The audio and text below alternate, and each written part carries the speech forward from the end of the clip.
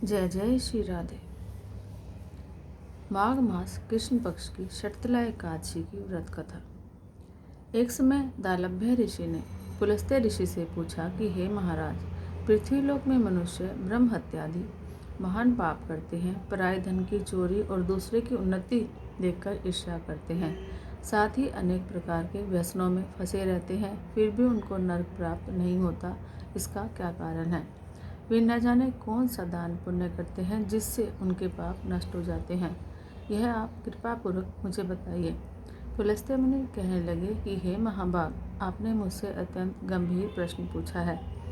इससे संसार के जीवों का अत्यंत भला होगा। इस भेद को ब्रह्मा, विष्णु, रुद्र और इंद्र आदि भी नहीं जानते, परंतु मैं आपको यह गुप्त तत्व अवश्य बताऊंगा।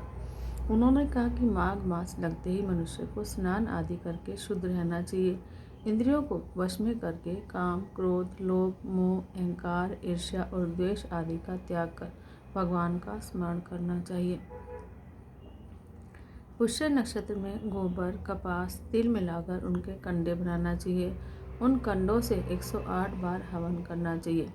उस दिन मूल नक्षत्र हो और एकादशी तिथि हो तो अच्छे पुण्य देने वाले नियमों को ग्रहण करें। स्नान आदि नित्य क्रिया से निवृत्त होकर सब देवताओं के देव श्री भगवान जनार्दन का पूजन करें और एकादशी का व्रत धारण करें और रात्रि को जागरण करना चाहिए। उसके दूसरे दिन धूप, दीप, नैवेद्य आदि से भगवान का पूजन करके खिचड़ी का भोग लगाएं। फिर पेठा, नारियल, सीताफल या सुपारी का अर्घ्य देकर स्तुति करनी चाहिए। हे भगवान, आप दीनों को शरण देने वाले हैं, इस संसार सागर में फंसे हुए का उद्धार करने वाले हैं। हे पुंडरीकाक्ष, हे विश्वभावन, हे सुब्रमण्य, हे प्रभुज, हे पूर्वज, हे जगतपते, हे पद्मनाभ, आप लक्ष्मी जी सहित इस तुच्छ अर्घ्य को ग्रहण करें। इसके पश्चात जल से भरा हुआ घड़ा ब्राह्मण को दान करें और ब्राह्मण को श्यामा गो और तिल पात्र देना भी उत्तम है। तिल स्नान और भोजन दोनों ही श्रेष्ठ हैं। इस प्रकार जो मनुष्य जितने तिलों का दान करता है उतने ही 1000 वर्ष स्वर्ग में वास करता है। तिल स्नान, तिल का उपटन, तिल का हवन, तिल का तर्पण, तिल का भोजन और तिल का दान, ये तिल के 6 प्रकार हैं। इनके प्रयोग के कारण यह शर्तिला एकादशी कहलाती है।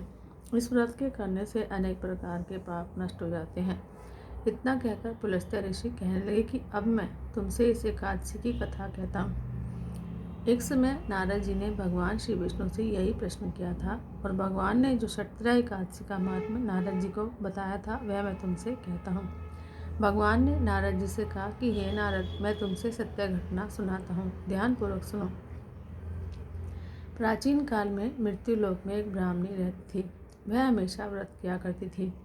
एक समय वह 1 मास तक व्रत करती रही। इससे उसका शरीर अत्यंत दुर्बल हो गया। यद्यपि वह अत्यंत बुद्धिमान थी, फिर भी उसने कभी देवताओं या ब्राह्मणों के निमित्त अन्न या धन का दान नहीं किया। इससे मैंने सोचा कि ब्राह्मणी ने व्रत आदि से अपना शरीर शुद्ध कर लिया है, अब इसे विष्णु लोक तो मिल ही जाएगा, परंतु इसने कभी अन्न का दान नहीं किया, इससे इसकी तृप्ति होना कठिन है। भगवान ने आगे कहा, ऐसा सोचकर मैं भिखारी के वेश में मृत्युलोक में उस ब्राह्मणी के पास गया और उससे भिक्षा मांगी। वह ब्राह्मणी बोली, महाराज, किस लिए आए हो? मैंने कहा, मुझे भिक्षा चाहिए। इस पर उसने क्रोध में भरकर एक मिट्टी का ढेला मेरे भिक्षा पात्र में डाल दिया और मैं उसको लेकर स्वर्ग में लौट आया। कुछ समय बाद ब्राह्मणी भी शरीर त्याग कर स्वर्ग में आ गई। उस ब्राह्मणी को मिट्टी का दान करने से स्वर्ग में सुंदर महल मिला, परंतु उसने अपने घर को अन्न आदि सब सामग्रियों से शून्य पाया।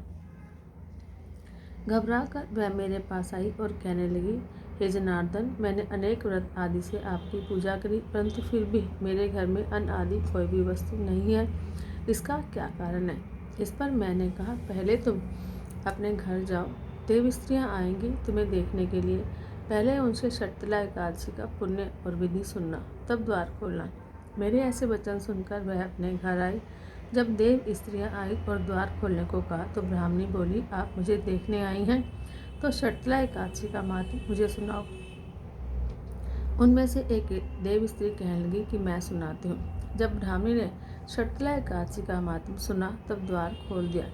देवांगनाओं ने उसको देखा कि वह न तो गंधर्वी है न आसुरी है, पहले और लोगों की तरह वह भी एक मानुषी है। उस ब्राह्मणी ने उनके कहने के अनुसार षटतिला एकादशी का व्रत किया।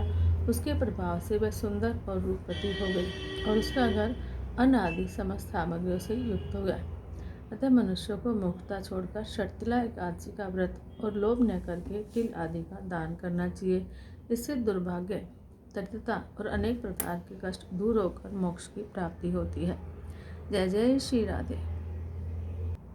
ओम जय काशी माता, मैया जय काशी माता, विष्णु पूजा को कर कर शक्ति मुक्ति पाता। ओम जय काशी माता, तेरे नाम गिनाऊं देवी, भक्ति प्रदान करनी, धन गौरव की देनी, माता शास्त्रों में वर्णी। ओम जय काशी माता, मांग शीर्ष के कृष्ण पक्ष की उत्पन्ना, विषुतार जन्मी, शुक्ल पक्ष में होए मोक्षदा, मुक्तिदाता बन आई। ओम जय काशी माता, पोष के कृष्ण पक्ष की सफला नामक है, शुक्ल पक्ष में होए पुत्रदा, आनंद अधिक है। ओम जय काशी माता, नाम षटतिला, माघ मास में कृष्ण पक्ष आवे, शुक्ल पक्ष में जया कहावे, विजय सदा पावे। ओम जय काशी माता, विजया फाल्गुन कृष्ण पक्ष में शुक्ला आमल की, पाप मोचनी कृष्ण पक्ष में चैत्र महाबल की। ओम जय काशी माता, चैत्र शुक्ल में नाम कामदा, धन देने वाली,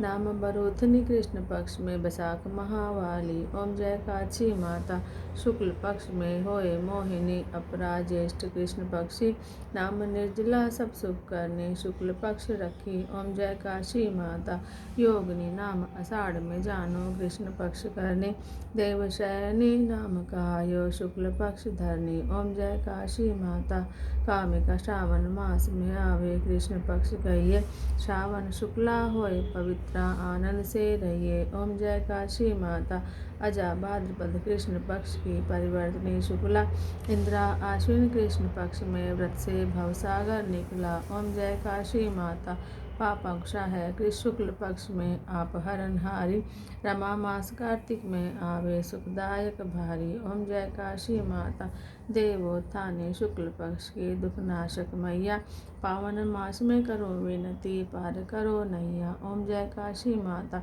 परमा कृष्ण पक्ष में होती जन मंगल करनी, शुक्ल मास में होए पद्मनी, दुख दारिद्र हरनी। ओम जय काशी माता, जो कोई आरती कादशी की भक्ति सहित गावे, जन गुरु दत्ता स्वर्ग का वासा, निश्चय वह पावे। ओम जय काशी माता, जय काशी माता, मैया जय काशी माता, विष्णु पूजा व्रत को धारण कर शक्ति मुक्ति पाता। ओम जय काशी माता, बोलो श्री कृष्णचंद्र भगवान की जय, बोलो काशी माता की जय। जय जय श्री राधे, जय जय श्री राधे, जय जय श्री राधे।